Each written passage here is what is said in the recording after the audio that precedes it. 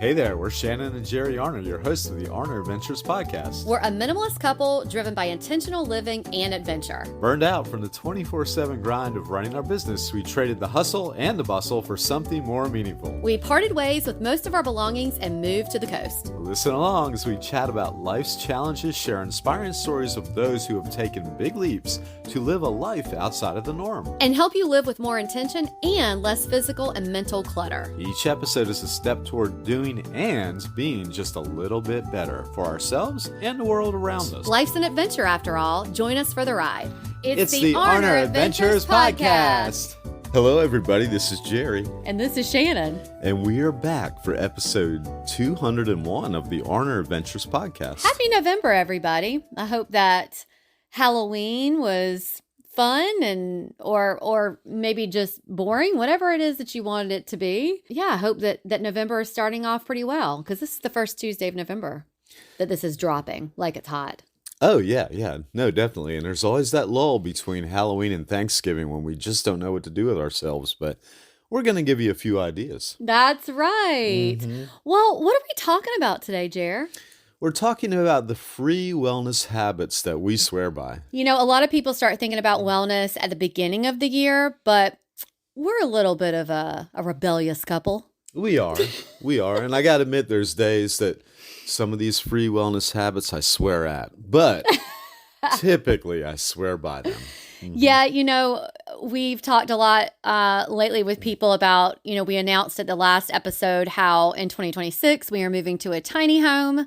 The location has not been released yet, but as we're talking about it, downsizing, and we talk to people about that lifestyle, a lot of the thing that keeps coming up is how we are actually more physically and mentally healthy now that we live in a smaller space in our life, and how we're looking forward to expanding on that in a smaller space. So it just kind of brought up the conversation of what are some of our wellness habits that we've developed with our lifestyle change a few years ago, but how we're going to continue them. And guess what? They're all free. So we were like, let's just kind of talk about this in an episode.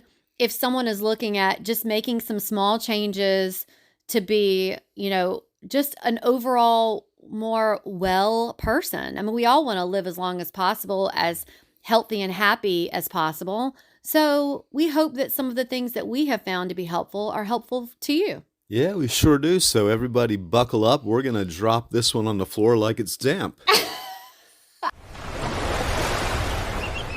You know that time of year when the air finally cools down and suddenly you want to live in a blanket? Yeah, that's basically my cue to grab the Cozy Earth sheets and never leave bed. Ooh, same. Cozy Earth has been our favorite sustainable brand for years now. Their bamboo fabric feels incredible, and it actually lasts. No pilling, no fading, just that perfect feeling every night. And it's not just the sheets. Their loungewear and robes have been road trip essentials for us this season. Road trip and at home essentials, for sure. Yeah. Well, you can grab our discount link at arneradventures.com/CozyEarth. That's just no spaces, Cozy Earth, to save on your own Cozy Earth favorites. That's right. Treat yourself sustainably this cozy season and all year long. Wellness has become a marketing buzzword. It's wrapped in expensive gadgets, glowing bottles, and morning routines that feel more like part-time jobs than self-care. We do love a good morning routine, so we're not knocking that. But the truth is, the best wellness habits really aren't found in a shopping cart. They're small, consistent, habits and rituals that remind you that you're human and not just a productivity machine. As much as I love productivity hacks, we're not all about being productive in this life. No, that's true. And I think we both love productivity hacks. So that's why it's important for us to find our balance with the sort of things we're going to talk to you about. Mm-hmm. We've spent years simplifying our routines, and it's taught us something we wish we had learned sooner. Feeling good doesn't have to cost a dime. You know what? That's absolutely right. Wellness at home is essential to us.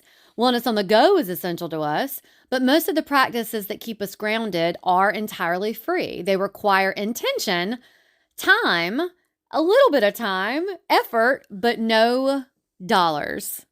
That's right. Let's get on to let's get on to the list of the things that are are free wellness habits that we do. Yeah, yeah. Number one is morning sunlight, which is typically free in most places. It's free in all places, Yeah. I'd say. Before we reach for a phone or pour our coffee, we step outside. A few minutes of sunlight helps regulate your circadian rhythm and boost your mood. It's a reset button that costs nothing. It gives you more than any vitamin D capsule ever could. That's right. We're not doctors here. We're not telling you to take vitamin D or not take it, but we are telling you it's a way of getting free vitamin D. And there's a ton of studies that show how great getting sunlight is. I actually was just telling Jerry, I was listening to NPR, and there was some kind of a study that talked about how a lot of illnesses or being unwell lately in this kind of season of our life is that not enough people are getting outside. And even just 30 minutes a day of just being outside can help improve your physical and mental wellness. We've talked in abundance on this podcast, on our blog, about the benefits of being outside. So that's nothing new. If you've listened to us, we preach that. We love being outside. But yeah, there are studies that back that. Yeah, there is. It doesn't even have to be nice and sunny. I think Right. just being outside in general. Oh, totally. I was outside in the misty rain yesterday, and it felt really good. That just mist blowing in. It was cloudy and dark, but it Yeah. was invigorating, and I felt good. It was, it has been rainy here recently and kind of cloudy, and it can be a downer. We've talked about that too. But yeah, even in those situations, if I'm working and taking a break, I still walk outside on the porch if it's raining or whatever, just to be outside. It's something that we all need, So number 2, walking instead of working out.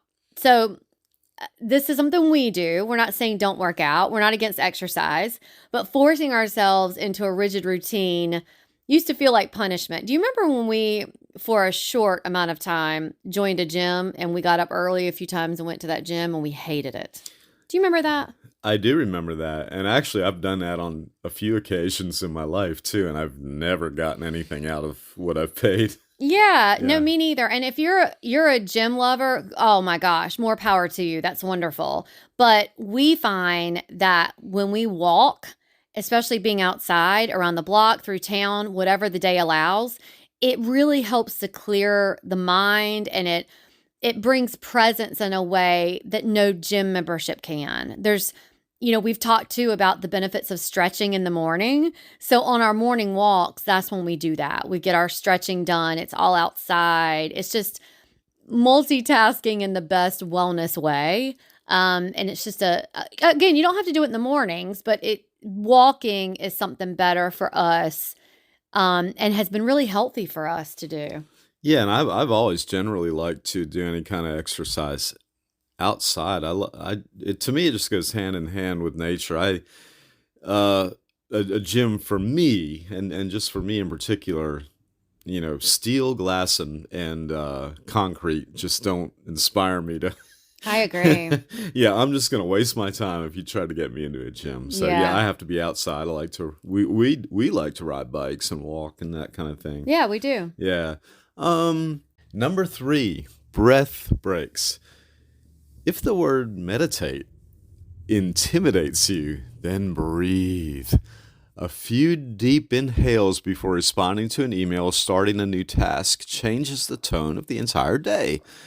You don't need an app, just pause. Right. There are some apps that guide you through it, but you definitely don't have to have that. It can be completely free to just stop and breathe. Yesterday, I had a therapy session, and I was talking about how, I have asthma, and my anxiety can work itself into me thinking that I'm having like an asthma attack. And a lot of times it's just anxiety, and I have to remind myself that, hey, I can breathe, and it's not a physical thing that's going on. I feel like I'm doing it right now because I'm thinking about it. But she walked me through a process of just using my senses and reminding myself that, if I take my mind off of what is troubling me and concentrate on something else, my breathing gets better. So whatever it is for you that helps you remember to breathe and to focus on that and nothing else, it's really healthy and it's free. Yeah, it is. And that's as a little aside here, that's always a good way to reduce anxiety in general and to breathe easier is to try to engage all five of your senses, Yeah, that's true. which I think is easier done outside, too. Yeah. Yeah. Yeah, true. Yeah. You hear the sound of a car beeping, you feel the thorns on no, I'm kidding. You might want to hear the birds chirping, you might want to feel the petals of a flower. Okay, I You know turned that what? around to something nicer. You know what I love Mm. is, and it doesn't have to, because I was thinking about how we did this in Nantahala too. I like being outside here in Beaufort, where if it's really quiet, we can hear the ocean. Hmm. And I remember in Yeah. Nantahala, we were in Western North Carolina, the place we were staying at, it was quiet outside, and we could hear the river, like the rapids. I love hearing the things in nature, whether it's water, whether it's birds. Sometimes I think I tune out the birds and I can be on the phone walking and my mom will even say, "Oh my gosh, listen to those birds behind you." And I'm like, "Oh, I didn't even hear them." But I realize they're then when I pay attention to it, it's really nice to just concentrate on that. Well, it is too, and I've noticed before if you think about that, you can pick out several different kinds of birds too, and you go, "Wow, Mhm. man, there's a chorus of birds all singing together." That's pretty cool. Yeah, it is cool. Yeah. I think number 4 you should take. Music is medicine is number 4, and this is this I think there's more and more studies being done on how music can help you. Whether it's you don't even know how to play an instrument, you can just be listening to music, dancing to music. I have a little guitar time and keyboard time. That's good therapy for me, and dancing's always great too. In fact, you can dance without music. You can dance to the music in your head, but it's good to have it actually coming out of a speaker too. Yeah. You might be dancing in the kitchen while you doing your chores. You playing an old playlist or humming along to something You know nostalgic. what I did the other day? What'd you do? I haven't intentionally listened to this band in a really long time, but I intentionally went and found a playlist that was Duran Duran themed. Oh. So what it did was it pulled in, of course, all the music around that time. And Mm-hmm. I found myself just dancing around. And I didn't even really think about the fact that I was dancing. Yeah. But it's like that nostalgia that comes in. Uh-huh. And you start just going, oh my God, this is so great. And it can be that, it could be new music, whatever it is that you want to listen to. But it is free and Mm-hmm. it does change your mood and your energy, you know? Absolutely, yeah. Sometimes if I'm at the house doing things, especially by myself here, and I'm like, well, I got some more stuff I got to do, and it's like, oh, I need a little boost, and then I'll put on some music, and that changes the whole thing, gives me that second wind, Yeah. and off I go. Yeah.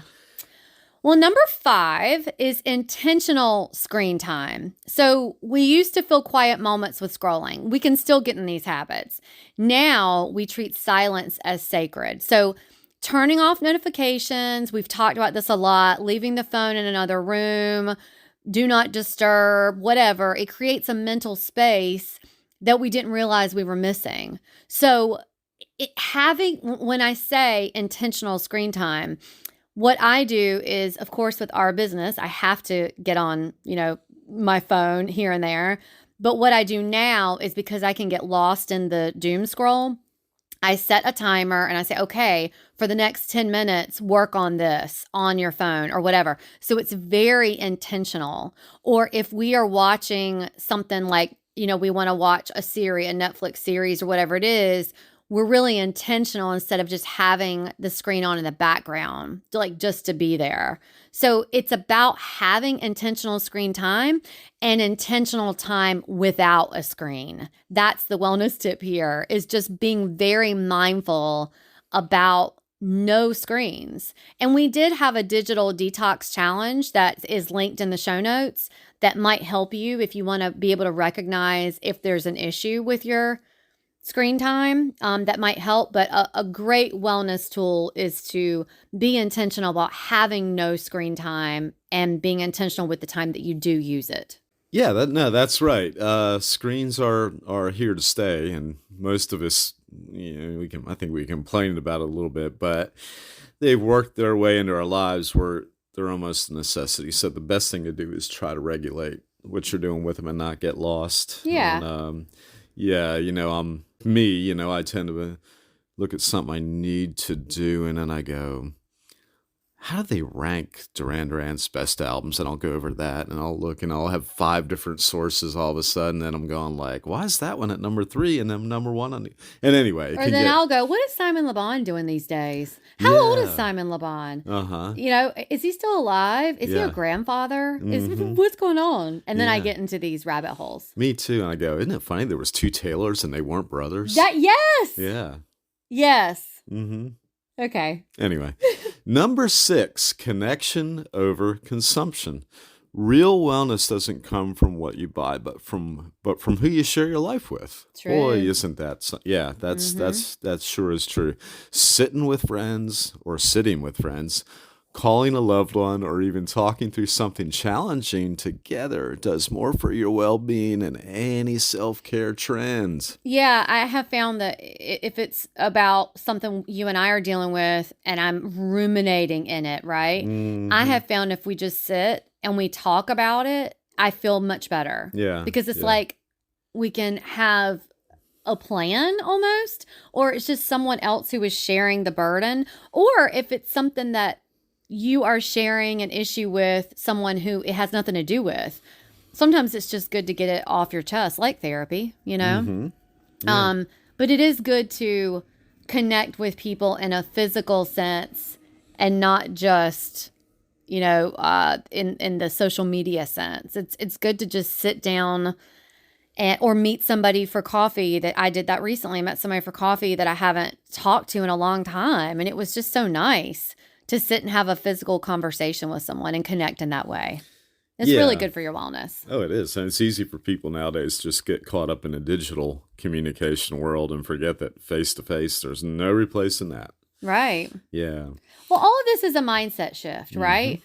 So when you strip away the noise, you realize that wellness is not about achieving perfection or some big goal. It is a way of life. It's about noticing what already makes you feel alive. And it's about being content and living your best life. And this isn't some Tony Robbins way of talking. I'm really saying living your best life so that you can live as long as possible, as healthy as possible, mentally and physically. And it's really just changing that mindset. And it sounds difficult, and I make it sound sometimes that maybe too easy. But what we wanted to do was just to share some of these wellness habits that you can easily do that make a big impact. Mm-hmm. Free wellness habits aren't flashy, but they work because they meet you where you are. They remind you that presence, not products, is the goal. Try adding one of these small habits this week, and that's all you got to do is one at a time, y'all. And like a lot of other things, I'm into the slow build, and just so you keep moving it forward. The best routines aren't built overnight. They're built through repetition, grace, and a willingness to start again each morning. Yeah, I agree. I think that you have to give yourself some grace, and you have to tell yourself it's not about, oh, I messed up today or whatever. It's just about doing a little bit better than you did the day before, the morning before, that same day, the hour before. It's just all try to be and do a little bit better for ourselves and each other. That's right. If this episode resonated with you, or if you know of someone who would benefit from what we talked about, please share it with a friend. It's a great way of supporting the podcast, and we really appreciate it. Another way of supporting the pod is by leaving us a 5-star review or rating on the platform you are listening to us on. And go ahead and hit that subscribe button. That also supports us. You can always find us, the show notes, and sponsors who support the podcast at arneradventures.com. And until next time, enjoy the journey you're on. We're wishing you lots of adventures. Bye-bye.